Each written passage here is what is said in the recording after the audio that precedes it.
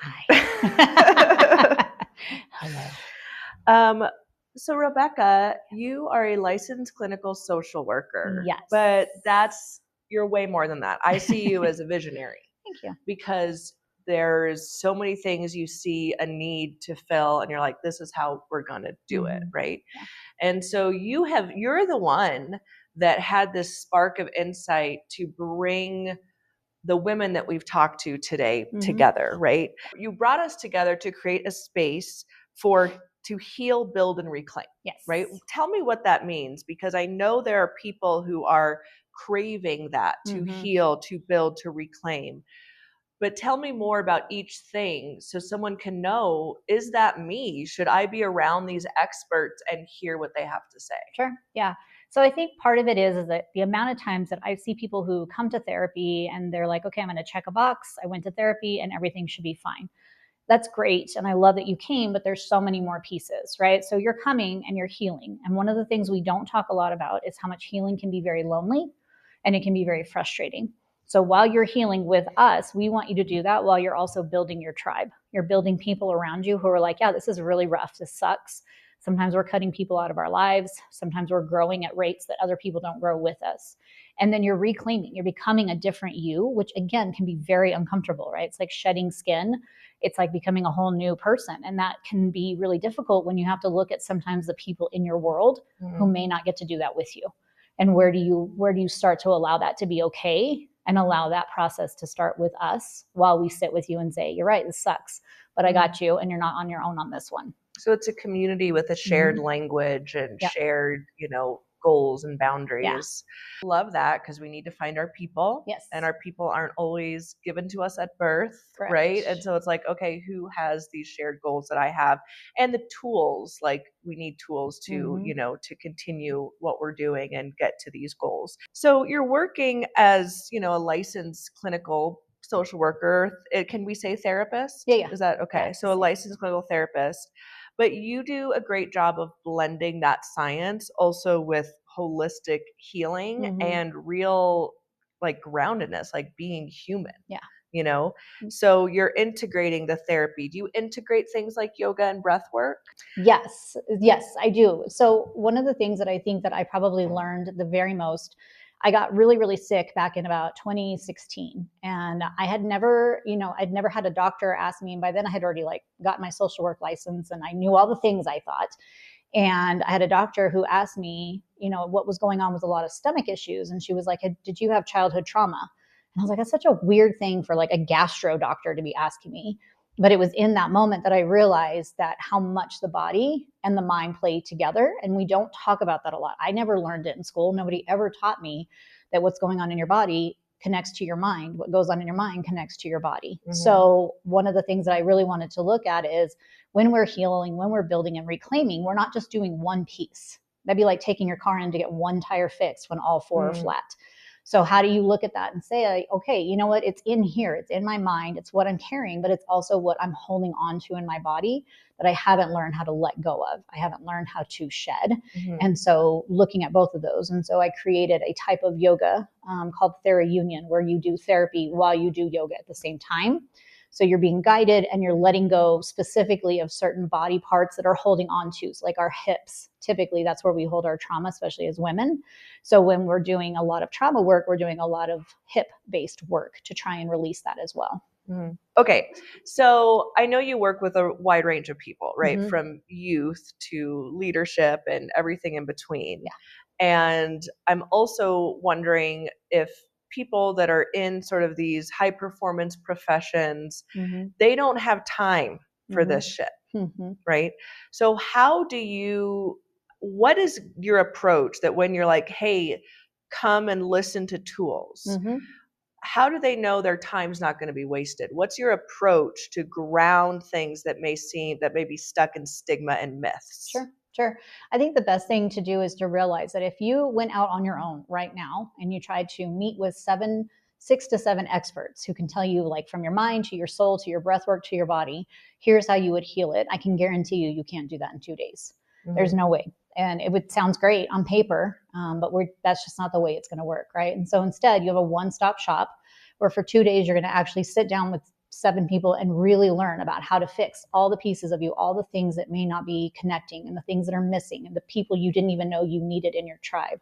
Mm-hmm. And with that, you can start to recognize that healing doesn't have to be isolating. Healing mm-hmm. doesn't have to feel like you're alone.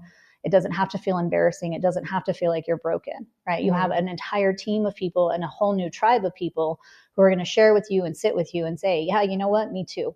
And how do we continue to do that even after? Because that's the other part of this, is that after those 2 days, you have access to all of us still. Mm-hmm. You can still be a part of our world, and we still want to be a part of yours. Mm-hmm. So how do you keep your healing journey continuing on even after? Mm-hmm. And again, trying to do that in a short amount of time. I would wish you the very best luck to see that happen. So what you're referring to is the Sigma experience. Mm-hmm. So you gathered all the women that we've been talking to today, mm-hmm. and, you know, let's go beyond just this quick, you know, almost, what do they call it? Speed dating. It's like speed coffee, like, you know, with our folks, our audience that are watching this, is like, what I would hope as I'm talking to each of you is that they're drinking and sipping coffee as if they're having a conversation with all of us. Yep. So what you're creating, Rebecca, is 2 days of here, be with your tribe, be with these people, learn their tools, ask questions. Right. Yeah. And where did that come from? When did you wake up with that gamma spike of like, this is what needs to happen to get these people in the same room? I think part of it came about earlier, probably last year. I met a nurse practitioner who you guys are going to talk to. Her name is also Kat. And we had talked a lot about like needing your tribe. And we've talked about it repeatedly over and over and over, like having your tribe and what does your tribe look like? And I think for me in particular, in the therapy world, finding your tribe can be really difficult, which is interesting because you would think like it wouldn't be that hard, but it really is. And so as I've gone on and I've networked and I've met people, I've been able to meet each and every one of you guys, right? And I've been able to make connections with you guys and understand how we share similarities, how we can be different, but in your own ways without even most of you knowing it. You guys have healed parts of me and you've taught me things. And if you guys can do that with me, there's no way we can't do that all together for other people. So it just came to this point of like, well, obviously people need to be healed. You can walk down the street right now and throw a rock and hit 15 people who need to be healed, right? Everyone. You just come into this earth. And exactly. And you can feel it and you know it's happening. And so once I've like sat down and I met with everybody and I've gotten to know each and every one of you, I was like, man, this would be like literally the most amazing group of women to bring forth and say, let's heal this. Let's get this shit done and quit fucking around. Yeah, that's true. And I think that's what I want to make sure anyone who wants to spend time with us for 2 days knows that it is not going to be 90% fluff and 10% value. It's like, no, here are the tools. Right. And we want you to use them, ask more questions here, go forth with the tools, and, you know, let's keep working on it. What would a breakthrough look like if someone's like, okay, what could that look like for someone? I know it's going to be different for everyone, but when someone hears something and it clicks, what could that mean for their business, for their personal life? What could a breakthrough look like? Yeah. I think it's obviously, like you said, it's going to be different for everybody because everybody is different. But I think the fact of the matter is it's a feeling. It's like this feeling you get where just all of a sudden you're like, oh, shit, that has been there this whole time. That has been within me this whole time. And now there's like a peace, right? There's just this peace within you of like, oh, I can set boundaries and feel okay about that. I can go to work and tell that person who's like a cancer in my company, you can't be here anymore. I can just sit with that and feel okay with that and feel whole in the decisions that I'm making because I know I'm a whole individual bringing better things into the world. And you have backup now. Exactly. You know, you have people that you could text and say, this is how or this is, can you look at this text I have to send someone? Can you make sure, because you know you trust their point of view and you speak the same language? Yeah, should I tell Karen to fuck off? Or should I say, Karen, thank you for working here? Oh, okay, yes. Exactly. Yes, thank you for your time. No longer will you work here. So let's add a word. So I'm gonna do the heal, build, reclaim again. And I want you to put a word after it. After those ones? Like heal. Like someone says, okay, welcome, heal your soul, build your tribe, reclaim your life. Woo! Kat White. Hi. Hi. So you are a functional medicine nurse practitioner, Mm-hmm. and you specialize in gut health. And have you ever seen this meme on Instagram where it says, "God knew I couldn't like totally slay and have good gut health." Yes. It's like, and Yes. so I feel like gut health is so important to so many things, which you're going to tell us about, but also it's the most annoying. I just got back from Mexico and had the runs for 5 days. And Nice. it's like, come on. I tried Like to while go you were on in one Mexico vacation. or No, like when I after got you came home? back, Oh, yeah. sorry the day I left, but and it doesn't matter. We'll talk about it later. But I can't wait. But the point is like, I just wanted to go on a vacation and now this happens, so it's kind of one of those like annoying subject matters, but you're here to help. Can you start with explaining functional medicine nurse practitioner versus nurse at my doctor's office? What's the difference? Yeah. So I would say the nurse at your doctor is more like, we're all very Western medicine trained in that, like, we see a symptom and we try maybe a few things, prescribe a medication or a pill of sorts, and then send you on your way. And then that pill creates another issue, and then we medicate that. And then we're kind of like putting band-aids on the issue, where functional medicine is more, it's very much root cause. It's very personal. So, like what works for you isn't going to work for Bob or Joe or Mary or whoever comes in. So it's a lot more customized. It's very specific to you, your like what you tolerate, what you don't tolerate, what you eat, what you can't, metabolize. And those are the things that really get to the root cause of whatever symptom you come to me with. Which feels like that should how it should be. Yes. Just period. I can't believe it's like a separate, So, okay. So what led you? So did you start as our normal regular nurse that we think of? Okay. Yeah. So what pulled you? And when I say what brought you to functional medicine and gut health, I'm not looking for the exact timeline story. No, what pulled you from the gut? But what I see what you did there. but what like pulled you like, no, this is where I need to be? Yeah. It's kind of a long-winded answer.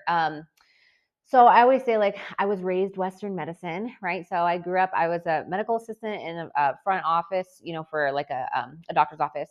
And then I worked actually in addiction medicine for a little while. And I really thought that I wanted to lean into addiction medicine. So when I went to nursing school, I thought that I was going to come out and get my NP or whatever and work in addiction medicine. And that's not exactly what happened. Kind of, though. I ended up in the ER as an ER nurse, and you kind of see like all the things in the emergency room. So I worked in the emergency room for 7 years in 4 different states. And the biggest pattern is that it was like the treat them and treat them. Like, do whatever you can to get their symptoms manageable and then get them out. And while that works from a big pharma standpoint, that works from like very much like the treat them and treat them, and it makes the hospital a lot of money. It actually, it's not good, obviously, for the human. So it's great for business, but not for the human. And I kept seeing the same patients coming back. It didn't matter what state I was in. It didn't matter New Mexico, Texas, California, Florida. The things aren't getting fixed. And it's like, go follow up with your primary. And then your primary is like, oh, well, now we have to get you in for this scan if they remember. And so it's just like this really long, drawn out thing. And when I was doing my rotation for my nurse practitioner, I actually I kind of like stumbled out of desperation into this integrative medicine practice. And it was like the only person who was taking preceptors. And I was like, oh gosh, here we go, all these vitamins and things. And I was like, whatever, I just got to get my hours. And I ended up learning so much. And my mind was like blown every day. I was like, what do you mean the gut does that? What do you mean, like, if you have trauma, it like spits up on your skin kind of stuff? I had no idea what this guy was talking about, but I found myself like spending all day learning things and then going home and reading more about what he was saying or doing my own research. And when I got out, like when I graduated, they were going to hire me. He was like, they offered me a position. I accepted immediately. And then COVID hit. Like I signed my offer letter and COVID hit and like everyone got laid off. So they were like, we don't have a space right now, obviously, because no one's leaving their house kind of thing.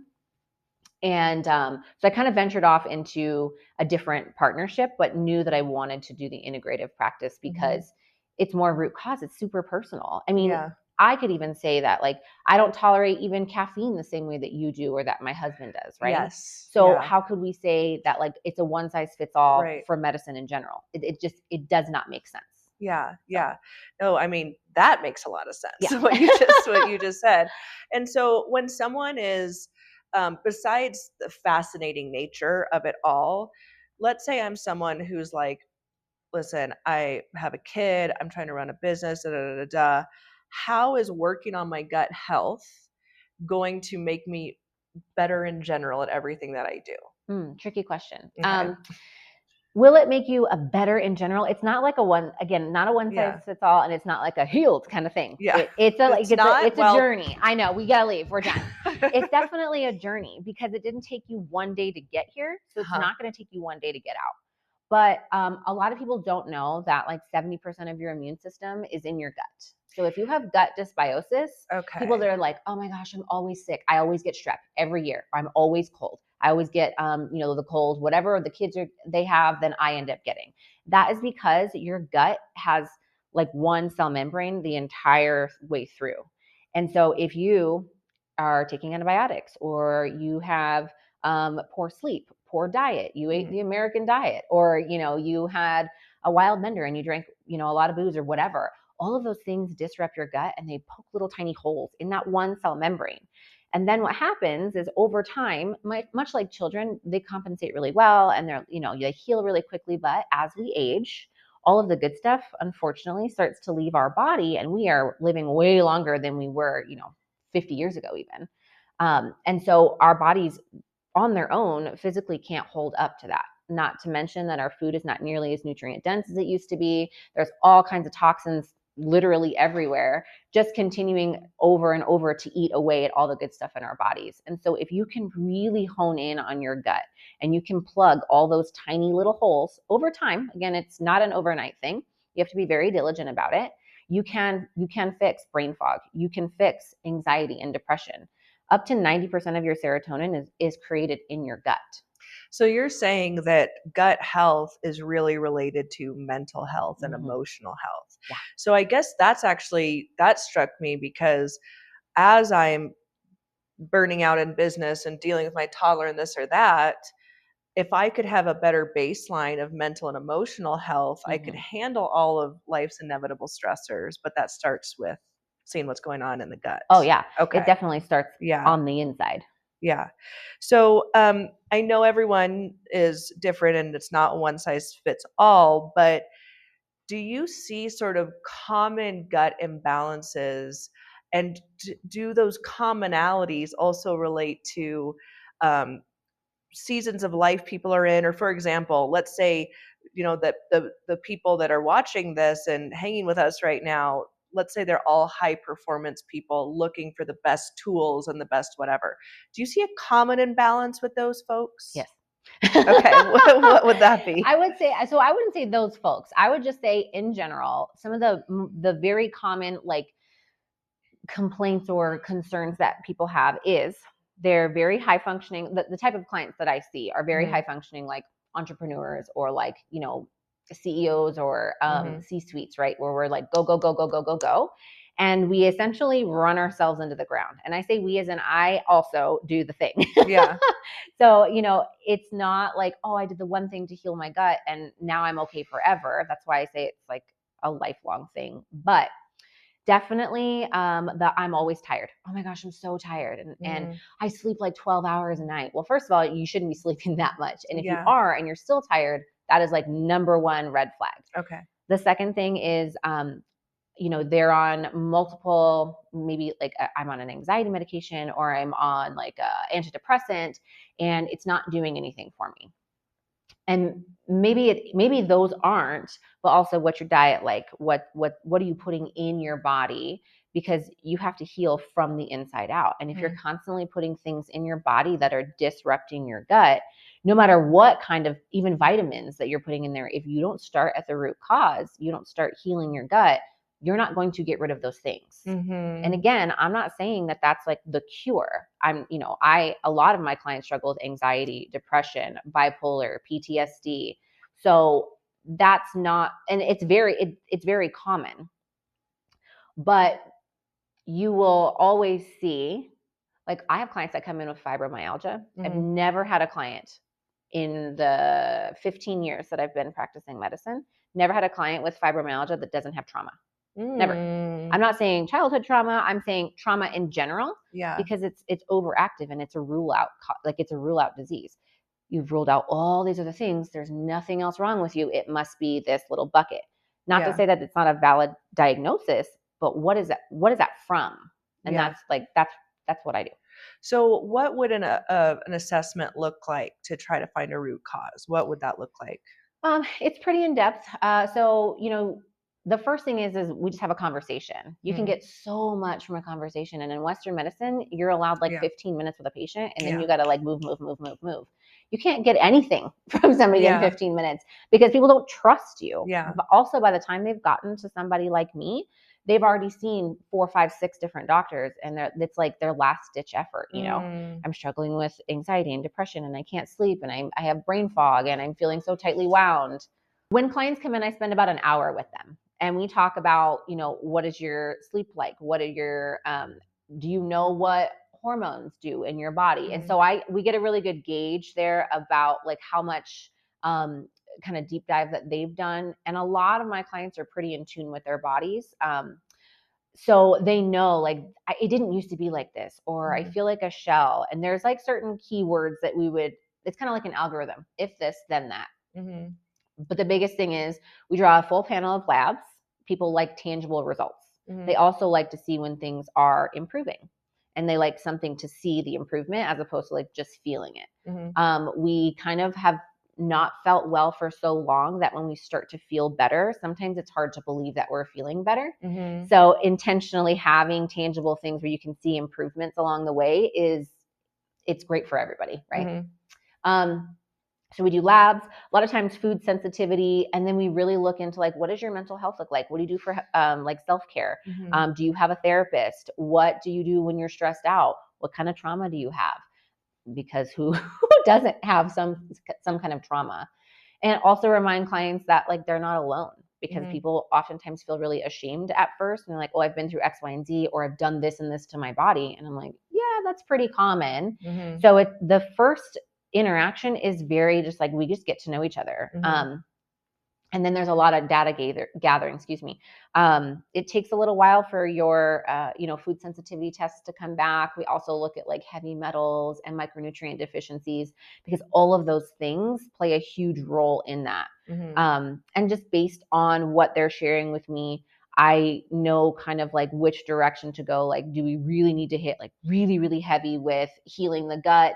Can we start with some micronutrient replacement first? So again, because it's so customizable, there's not one straight answer, but there's a lot of things that go into that. And at the end of the day, I can imagine that if you're feeling good, you are going to just do great in everything else in your life, right? It's I want to feel my best so I could do the best interviews, be creative, have fun with my kid. And I mean, all I'm hearing is, wow, feel better. You could feel your best. And I think that would be a gift. Yeah, that's usually what I like when I'm making assessments. I always tell patients, even if you felt 50% better than you do now, that's a huge difference. Yeah. But then it's instead of a negative cycle, it's a positive cycle, right? When you feel better, then you want to feel better. You make the smarter choices. Maybe you don't stop at McDonald's. You're like, ooh, I want a healthy salad. I want to go home and make myself something. Or maybe I'm going to go for a walk instead of just sit around and watch TV. And all those little things stack up on each other. Hi, Amanda Beers. Hello. So Amanda is a board certified health and wellness coach. And I can't wait to get into that more, because I feel sometimes when people hear that, it feels super broad for them. So I really kind of want to get into specifics. Okay. The one thing that I'm really curious about is what can happen with constant stress, because someone might look super great on paper, right? They're killing it, and look at this overnight success, etc. But they are dying. They're burning out without balance. So let's say that is happening, which I believe is probably 95% of the people watching this. What would you do as a board certified coach to say, all right, let's take care of this?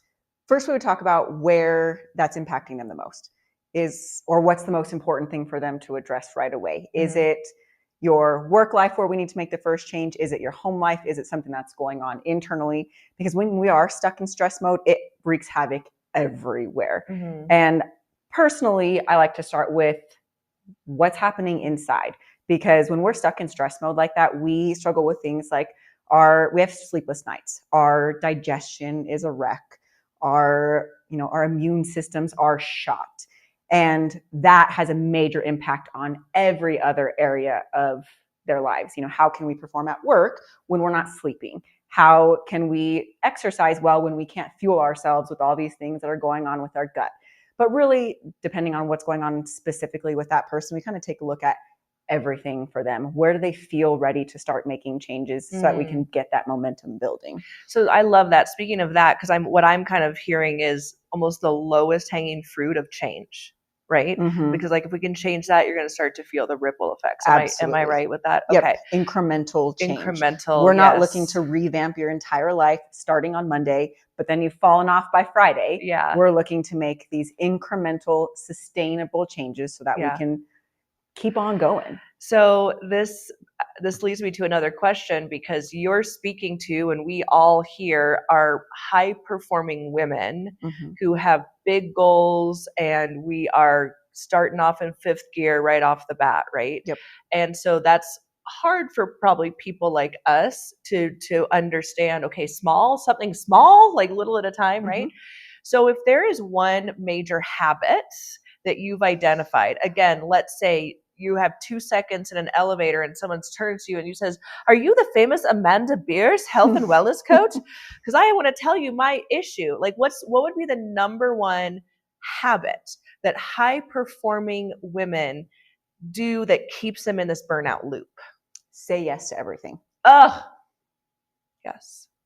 Yep. That is the number one, is overcommitting. That's part of the reason. And, some of these habits are the habits that make us successful, is that we are willing to work hard. We want to put in the work. We want to do all of these things, but we can't have long-term success when we're saying yes to every single thing that comes our way. And that's the way we're raised and taught, is that we need to be nice and agreeable and all of these things. But sometimes realistically, if we want to have high performing businesses, but still have a life that feels good to you, we've got to say no. And when someone is constantly saying yes and hasn't been taught to say no, because I have to tell you, for me, it's a skill. Oh yeah. It's not just say no next time. Okay, do you want this amazing opportunity? No, that's not how it works. That is right? not how it works. It's a skill. So that's one thing that you'd probably be coaching someone on, is a skill of saying no. If they don't have that skill, have you found the number one cost? It's costing this person their X, like the number one thing you see people are losing from their lives because they're not taking care of this. They're losing sleep. Okay. Either because they don't have time to fit everything in their day because of the amount of hours that it takes for all of their commitments, or because they have this mental list running through their head of all the things that they need to do, and they're behind and all of these things. So they're not getting that sleep, not prioritizing sleep, cutting hours of sleep to send emails, catch up on work, to plan for whatever's coming up. Yeah. And sleep is crucial for overall well-being. So it's really something that needs to be prioritized, to be protected. So with that, and that might be a hard thing to, obviously it's all hard to do, but if there was one little nugget someone who's watching this could do as their very first baby incremental change, what would you recommend? I would recommend, I like to call them self-care snacks. Ways that we can find things that are 5 minutes, 10 minutes that we can do to be intentional about taking care of ourselves in our day-to-day. What is one little thing? Is it sitting outside for 5 minutes, feeling the sunlight on my skin, breathing in the fresh air? Is it sitting in the car for 5 minutes before I go inside to interact with my family? But finding a quick and easy thing that you can do to be intentional about taking care of yourself, and just seeing how that feels, noticing the differences. I have a client that was actually just telling me yesterday, she started implementing 5 minutes in the car Mhm. before she picks up her kids. And she's like, I've noticed huge differences. I am more patient with my kids. I'm more connected with my husband. And all this from a 5-minute shift, but she's choosing to do it, where before she was kind of taking it, but she was scrolling for the Yeah. 5 minutes, which was not recharging her. It was actually like Yes. making her, oh, but everybody else's life seems so perfect, right? Yeah. But using that time intentionally to do what feels good. Yeah. Self-prioritizing. Self-prioritizing. And then you can just domino affect it everywhere else. Absolutely. Because I think those in our season and what we're all doing, you know, again, dynamic, high performance women, please hand me the spreadsheet of how to make my life better, right? Yeah. And this is why I think it's important to have a coach, someone you're in lockstep with, to make these improvements. Mhm. Otherwise, it's just a concept, it's an idea. Right. So is that accurate, that you're kind of like in lockstep, getting them to the next level? Like if I were working with you, what would that day look like for me? Would I be texting you? Would I? Really, the engagement depends on the person. Okay, Some okay. people prefer that like high contact, other Yeah. people more like a weekly check-in. Okay. But absolutely, setting goals together, digging a little bit deeper, seeing what's draining you, how can we recharge your energy, Yeah. what needs to come off of your plate this week, what do we Love want to that. add in, what's Yeah. working for you that we want to continue. So making sure that we're really digging deep, we're staying in high contact. And then also a lot of times what I see is people will start to feel like, oh, but I feel selfish. I'm doing all of these things for me. And then I'm there to remind you, you know, when we're making these changes, it's not just benefiting you. Oh yeah. The way that you take care of yourself has a ripple effect where it's helping your coworkers, it's helping your family members, your kids are getting a better side of you. Yeah. Do you know what's great about it? It's like a therapist that actually gives you actions. Because you know how a lot of therapists, their job too is to sit, is to reflect, is to Absolutely. listen. And I also, and I asked a therapist one time, so what do you think I should do? She's like, what do you think you should do? No, you're like, here's what we're doing. Like you're not Yes. telling me what to do. I don't mean to sound incorrect there, but what I mean is like, let's take action. Absolutely. Yeah. You know, let's talk this stuff through and take action. Yes. So I never tell anybody what to do, but Yes. we co-create plans and Yes. it's very actionable. Everything that we're doing is towards that forward progress, Right, building right. that momentum. And then also learning, how do I recover when things happen? Because 'Cause things this is will. real life. Things will happen. Yeah. We can't have this all or nothing mentality, but how do we get out of that? Yeah. How do I pick up the pieces when it feels like things are falling apart? What are my baseline things that I know must happen even on my hardest, busiest weeks? Yeah. And how do we run with that? Yeah. Amazing. Thank you. Thank you. Okay, Dr. Lindsay Thorson, thanks for being here. Pelvic floor therapist, evolved into sex educator. Correct. Which is like, I'm sure as soon as I said that, everyone's like, boop, bop, bop, What? stigma, I can't talk about that. Get it all the time. Yeah, so tell me how you like woke up and you were like, vaginas. That's A memoir. right, a right? memoir. That's my thing. Tell me why you're pulled towards that and empowering and destigmatizing what's happening down here. Oh, goodness. So this started in PT school, our very first intro rotation, 2 weeks. You're seen, not heard. I was in an outpatient orthopedic clinic thinking we were going to do knees and low backs and everything like that. I learned really quickly the gal I was following, my CI, was a pelvic floor physical therapist. I had never heard of that. By lunch, we were balls deep in vag. Got through the day, went back to my professor who set that up, and I said, you got to get me out of here. This is not, I want little old ladies with their sore backs and their tennis elbow. I don't want this. And bless my they professor. need people too. Truly. They need therapists. But check this out. So my professor thankfully said, no, you will stay there. You will learn with a smile. And low back pain and elbow pain and orthopedic things are very important in nature, but having patients say, I wasn't going to go to my daughter's wedding because of my urinary incontinence. I had a divorce lawyer because sex hurt. I was really close to not existing because of XYZ. So while pain anywhere sucks, it's awful, this is a different, for me, it hit different. It was a different level, a different quality of life that is under discussed, is deemed shameful and dirty and unhygienic, and it's not. And just because something is common, this is a soapbox I will die on, the sword I will fall on. Just because something is common does not make it normal. And so Oh, when we have yes. everybody normalizing things or saying, I don't want to hear about that, that's gross, about peeing and pooping and sex, well, of course we're not going to say anything. And then we don't go to our daughter's wedding, or we think Right. about not existing, or we. And so my favorite saying as to how I describe my job is I help you piss your best, shit your best, and fuck your best. I love that. Isn't it great? That's like, I'm like, if I did all those three things amazing, I think everything else would be fine in my life. Thank you. And if you think about it, those three things are supposed to, when working right, they're supposed to feel nice. Yeah, because it's Right? a release, Yes. right? Any sort of release Correct. feels good. And they're supposed to go a certain way. And when they don't feel nice, or when they hurt, or when they don't go the certain way that they're intended to, designed to, that's an issue that can be addressed and fixed. Fix is a strong word. Helped. Mhm. And so, yes, pee is important. Poop is very, very important. Absolutely. But people don't teach us about sex. It shows. Yeah, and It shows up, shows. and it shows in porn, in the clinic, in our doctor's offices, in our conversations that are stifled with our family members or our friends or our this, or the list goes on. And so I had the same conversations over and over again regarding sex, and they all were repetitive and around the same things that we shouldn't have graduated high school without knowing. And we Oh. have people coming in with 30, 40, 50 years of having sex under their belts, and we're having this conversation for the first fucking time now? Yeah. What? It's led to some really cool things. Some 70-year-old patients buying their first vibrator after becoming a widow, while unfortunate of how they got there, because they were grandmas. Yeah. There's no reason why they shouldn't have never had an orgasm being a Right. grandmother, Right.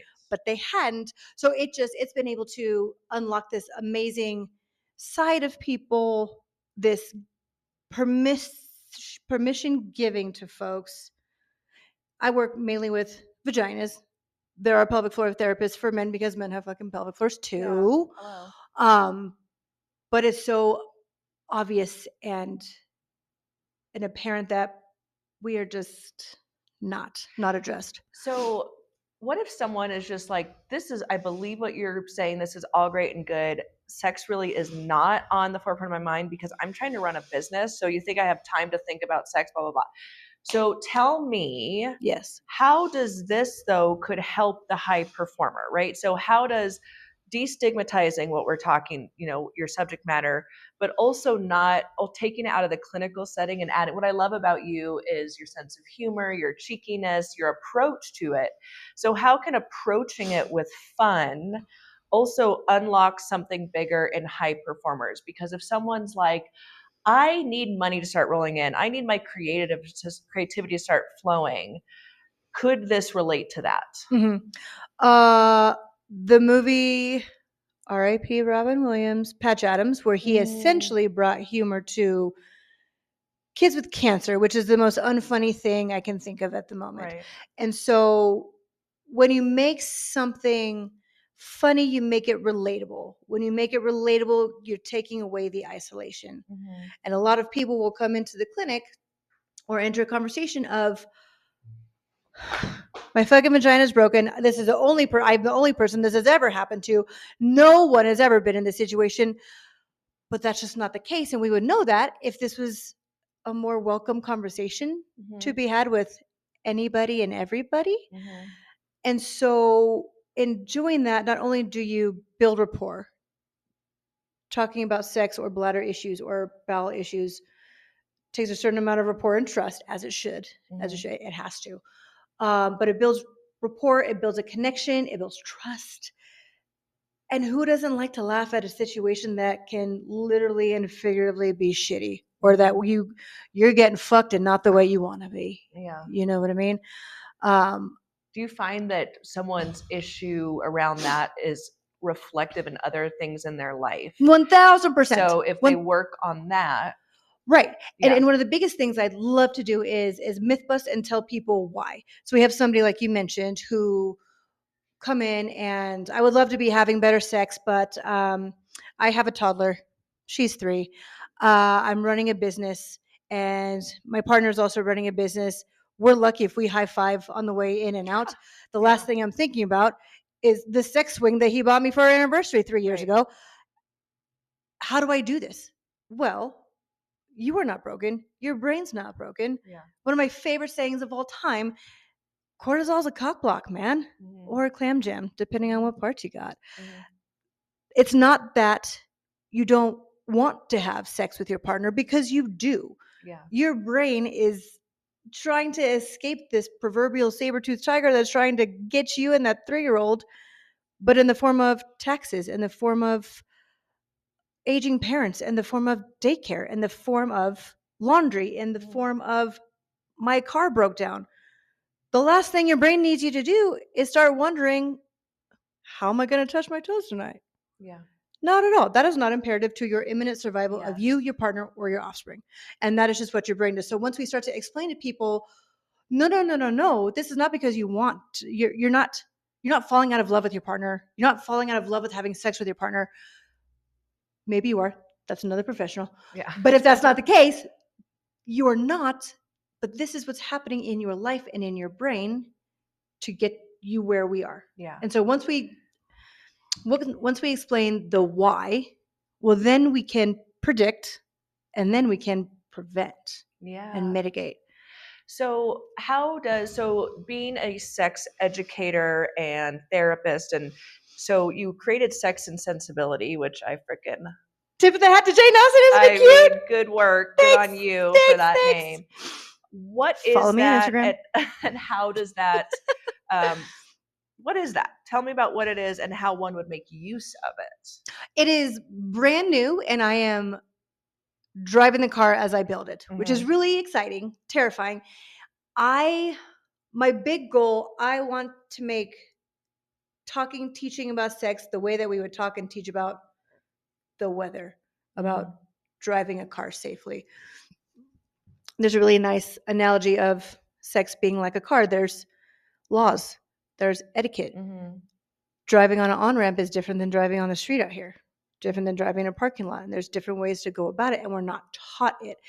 And so I want to be able to teach a lot of people enough. And if they need more specialized help, more specialized things to be addressed, I know where to send them.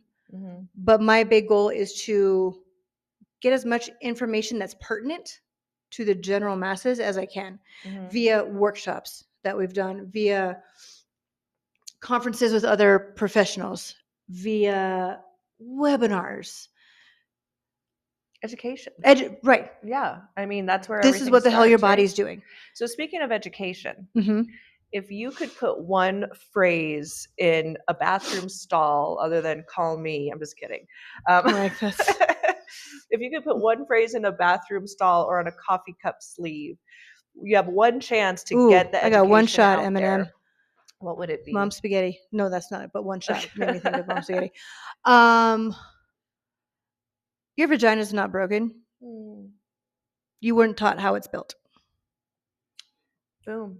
Thank you, Lindsay. Thank you. I'm so excited. I do want to ask you, with being a psychiatric nurse practitioner, but also you bring so much of the energetics to it and sort of the subtle body, non-tangible elements. Was it fair to say a spiritual lens too? So how does that work? I feel like what I like about this is I'm a Capricorn moon, which means I like my spirituality structured. So you're coming from a Western and sort of an Eastern modality and bringing them together. So why does that work when so many people would just stay in Western nurse practitioner land? Well, it's like Western medicine has done. We're not compartmentalized. Our mental health is not separate from our physical health, and our spiritual health is also not separate. If you think of as spiritual health as more of like the energetics within your body, and that helps to It helps you with what you're putting out. So the energetics within our bodies, as they flow, as they don't flow, there's areas of stagnation and whatnot. And those areas can cause dis-ease or pain or lack of flow to spots in the body, causing physical discomfort, emotional discomfort. But then we also will end up, because of those, we'll end up acting like we wouldn't normally, as if we were, coming from our soul's purpose. And so those 3 dimensions, they really are all interwoven. The wonderful triad. And that's the holistic perspective. I was going to say, it sounds so holistic, like there's like not just looking at one thing, problem, band-aid for that, but like sort of how everything is wired together. So speaking of wiring everything together, is it possible to rewire? Absolutely. Absolutely. And you're never too old to do it either. Neuroplasticity is accessible to everyone. We may have, again, some dis-ease processes going on in our body, maybe periods of places of stagnation, whether they be in our brain or in our spinal cord or in our bodies themselves, areas of inflammation.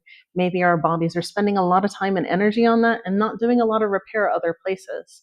So I really look at the whole person and look at everything of what's involved. And part of that is using the wellness wheel. And so wellness wheel is what I use to start. It's an 8-section wheel. And we look at things like emotional health, financial health, environmental health. What does your physical health look like? Career, all of those things, your relationships, they all tie into your basic health. And if one of those areas is out of balance, it's really going to throw you off. And that's just the basis. And so once we look at that, then we can go down the spiral and look at from a 2-dimension and go further and go deeper down the healing spiral. It sounds, just by talking to you, that your approach is very practical and grounded. You're just explaining it as it is. It's not difficult to follow you. Correct. Is that an intentional approach that, like, hey, let me make this more accessible to people?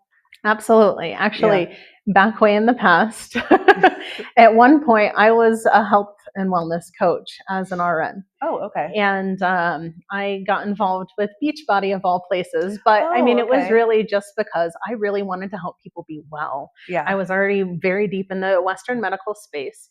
And I just wanted people to be well. And so I felt like they made things really difficult. And they're trying to be simplistic, but they're also trying to make money. And so the capitalism, when you mix capitalism with wellness, it's difficult. It's tricky, yes. And so at that point, the name that I had brought on for myself was Catabolic Cameron. And the reason I chose that was because I wanted to break down people's barriers to finding their ultimate health. And that's really what it is. And so after that, I ended up moving here to Albuquerque and doing home health care and kind of doing that in the professional setting. And so I went into that case management mode where I was helping people and giving them the social, the access to the social supports that they need to fill those other spokes of the wellness wheel that Western medicine doesn't necessarily look at. Right. No, they don't. And that's not their job. Like, we want it to be their job, but also they go to school for X, Y, and Z. Their job description is X, Y, and Z. Yes. So it's rare if you find someone who happens to have, and I think that's where the what are the doctors that is it DO? The doctor that does more holistic of like the osteopathy. Like, there's that, but other than that, you just got to expect, like, and which is great when you've got a wound, you're just fix me. Right. We'll talk about my finances later. Just fix me. There's a time and space. There is, but the finances, if they're putting a tremendous burden of stress on you, you're not going to heal that wound. That's true. No matter what you do to that wound, it's not going to heal unless you address that stress. Yeah. And that's what I discovered as a case manager. Yeah. And so that's why I got really passionate about mental health. I was already passionate about it. Yeah. I have been dealing with mental health issues my entire life. My whole family has. Yeah. And so I'm really familiar with them, really familiar with the stigma of it. And with that, I wanted to break down those barriers to people gaining the health that they really want. Yeah. And make it easy for them, because there's so many barriers in our society Mhm. as it is right now to having access to good healthcare.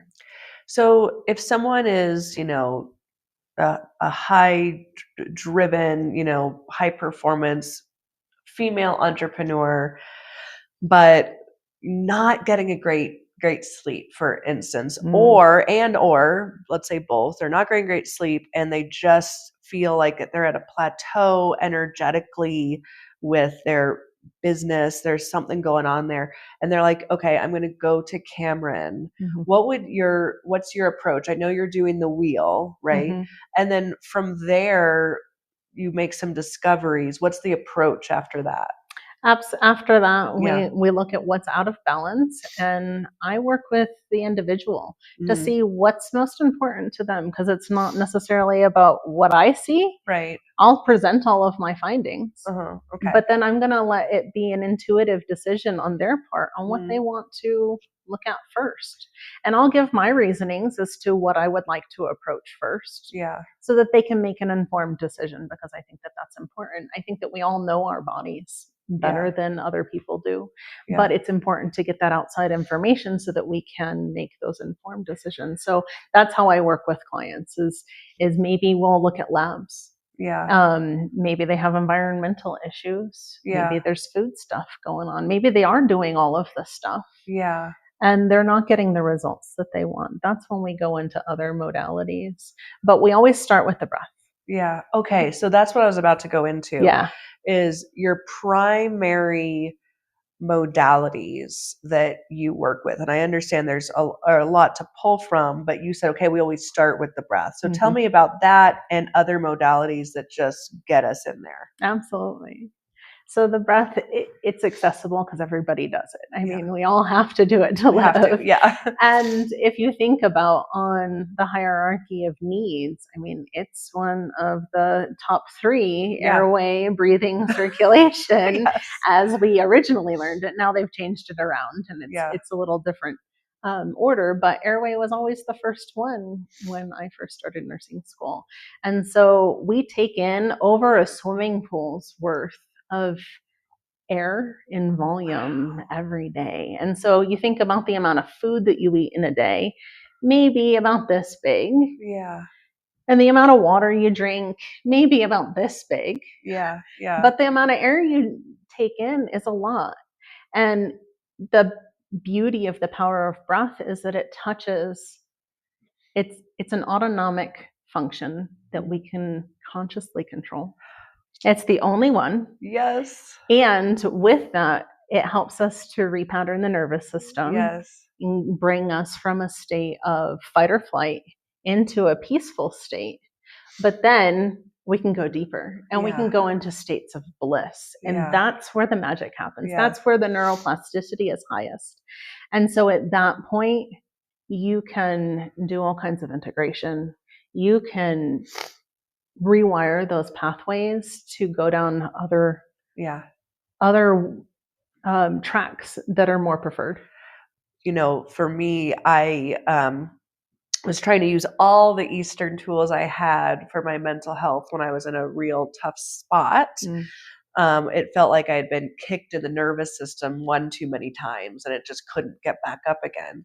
And so I was so resistant to prescription support.